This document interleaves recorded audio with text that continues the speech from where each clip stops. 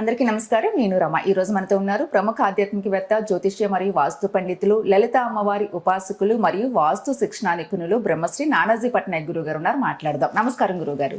శ్రీమాత్రే నమః. గురుగారు, జూన్ 2వ తారీఖు నుంచి గురుగ్రహం మారబోతుంది. ఆ మార్పు వల్ల మకర రాశి వారందరికీ ఈ విధంగా ఉండబోతుంది.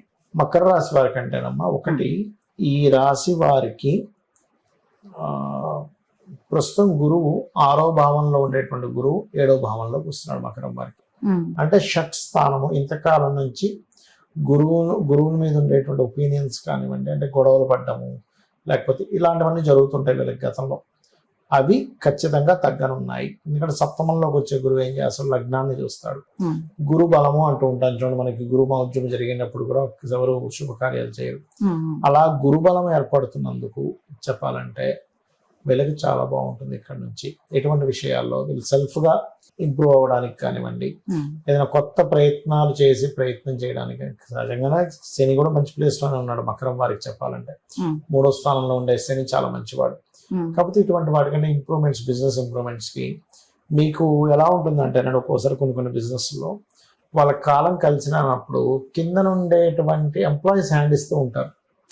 వాడు వస్తున్నాడు, పని చేస్తున్నాడు, వాడు వెళ్ళిపోతాడు. కొన్ని ఎలా ఉంటాయంటే అప్పటికప్పుడే ఉండాలి అక్కడ ఎంప్లాయీ, లేకపోతే మొత్తం క్లోజ్ చేసుకోవాల్సి వస్తుంది. బిజినెస్ అంటేనే డిపెండింగ్. Exactly depending. ఎందుకంటే ఒక్కరితో అయ్యేది కాదు, 10 మంది టీం వర్క్ బిజినెస్ అంటే. సో ఇక్కడ వీళ్ళ గతంలో ఏర్పడినటువంటి కొన్ని చేదు అనుభవాలు, ఎంప్లాయీస్ వదిలి వెళ్ళిపోవడం, ఎంప్లాయీస్ ఏదో మాటిమాటికి లాంగ్ టర్మ్ తీసుకోవడం, జాబ్స్ లాంగ్ టర్మ్ సెలవులు తీసుకోవడం లాంటివి చేస్తున్నటువంటిది ఈ గురుబలం ఎప్పుడైతే ఉందో, 3వ భావాన్ని వీక్షిస్తుందో, ఖచ్చితంగా అక్కడి నుంచి వీళ్ళకి ఎంప్లాయీస్ నుంచి పడేటువంటి బాధలు తగ్గుతాయి. మరియు దీంతో పాటు ఎంప్లాయీకి యజమానికి సఖ్యతగా ఉండాలంటే వాళ్ళ సంస్థ ఏదైతే ఉందో వాళ్ళ ఇంట్లో అయినా కానీ లలితా సహస్రనామాలు, విష్ణు సహస్రనామాలు పే చేయమని చెప్పాలి. చేసినట్లయితే ఖచ్చితంగా బాగుంటుంది.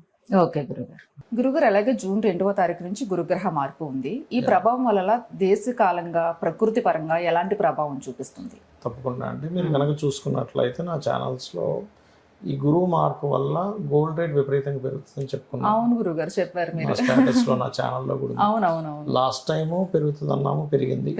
ఇప్పుడు మళ్ళీ ఈ ఇయర్ ఎప్పుడు పెరుగుతుంది అంటే మే జూన్ మాసాల్లో పెరుగుతుంది అంటే అప్పుడు కొనొచ్చని కూడా చెప్పాం. సో ఎప్పుడైనా సరే జూపిటర్ అంటే గురుగ్రహం గోల్డ్ కారకుడు.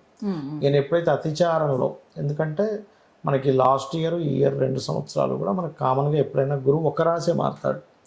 కానీ ఇలా 3 రాసులు మారడం అంటే వృషభం నుంచి కర్కాటకం నుంచి సింహం, మళ్ళీ అగైన్ సింహంలోకి వచ్చేస్తాడు, కర్కాటకంలోకి వస్తున్నాడు సింహం నుంచి.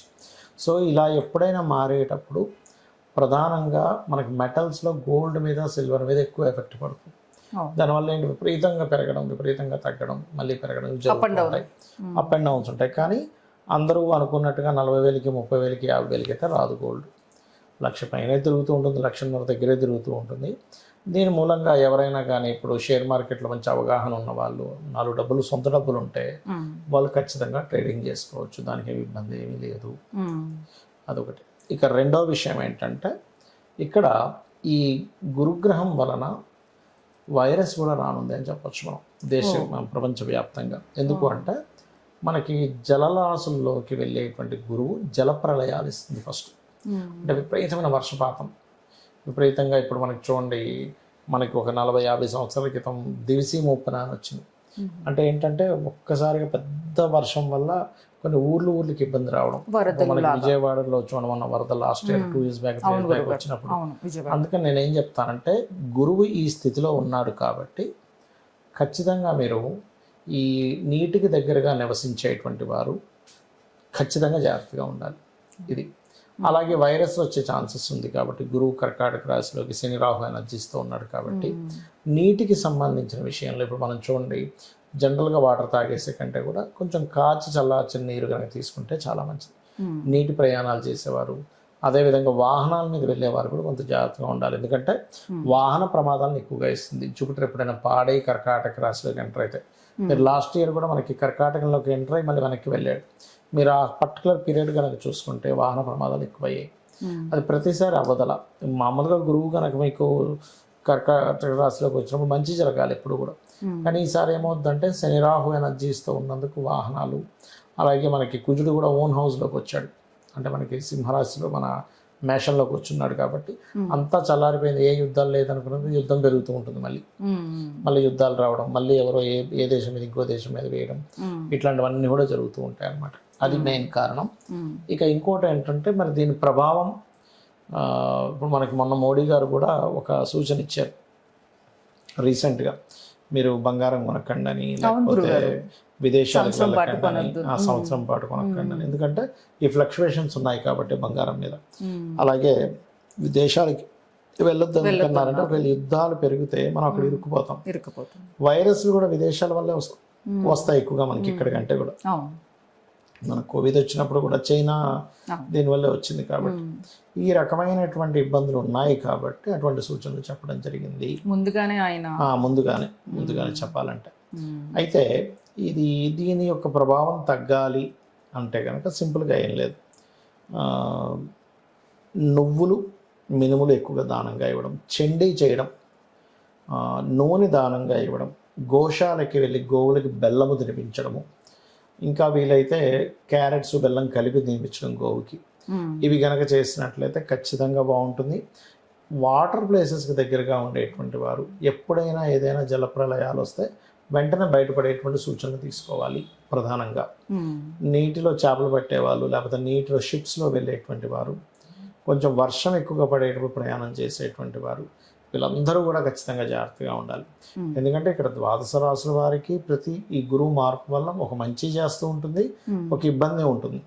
ఇప్పుడు ఏదైతే ఇబ్బంది అనుకున్నామో ఆ ఇబ్బంది సంబంధించినటువంటి విషయం తగ్గాలంటే ఈ శనికి రాహుకి అంటే నువ్వులు మినుములు దానం ఇవ్వడము, ఎక్కువగా కాలభైరవుడు ఆలయాలకు వెళ్ళడము, దుర్గా ఆలయాలకు వెళ్ళడము, ఓం దిగంబర దిగంబర శ్రీపాదవల్లభ దిగంబర అనే మంత్రము, లేకపోతే ఓం కాలభైరవాయ నమః అనే మంత్రం చేసుకోవడము, లేదంటే దుర్గాదేవి ఓం దుర్గా సప్తశతి చేసుకోవడం, లేకపోతే ఓం దుమ్ దుర్గాయ నమః అనే మంత్రం చేసుకోవడము, ఇవి కనుక చేసుకుంటే ఖచ్చితంగా బాగుంటుంది.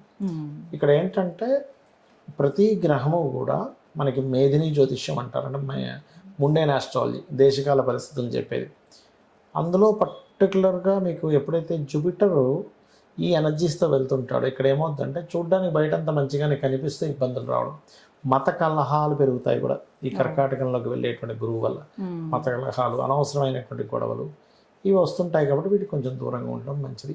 ఇది పర్టికులర్గా ఏంటంటే విద్యార్థుల మీద కూడా ఎఫెక్ట్ పడుతుందండి. కర్కాటకంలో గురువు వెళ్ళినప్పుడు ఏమవుతుందంటే విద్యా సంస్థల మీద, విద్యార్థుల మీద, విద్యా విధానం మీద, ఎగ్జామ్స్ మీద దీని ఎఫెక్ట్ చూపిస్తుంది ఎక్కువగా. అందరూ జాగ్రత్తగానే ఉండాలి కుదిరినంత వరకు. అలాగే ద్వాదశ రాశుల వారికి కూడా ఇండివిజువల్ గా ఎవరికి ఏ విధంగా ఉంటుందో చెప్పారు. ప్రకృతి పరంగా, దేశకాల పరిస్థితి పరంగా, ఇన్వెస్ట్మెంట్ పరంగా, హెల్త్ పరంగా, వర్షాలు వరదలు వీటి పరంగా అన్ని విధాలుగా చెప్పారు. చూడనంత వర్షం ఇప్పుడు ఉంటుంది చెప్పాలంటే. అన్ని విధాలుగా ముందుగానే చెప్పారు కాబట్టి తగిన జాగ్రత్తలు తీసుకోవడానికి అవకాశం ఉంటుంది. గురుగారు చక్కగా చెప్పారు. నమస్తే. శ్రీమాత్రే నమః.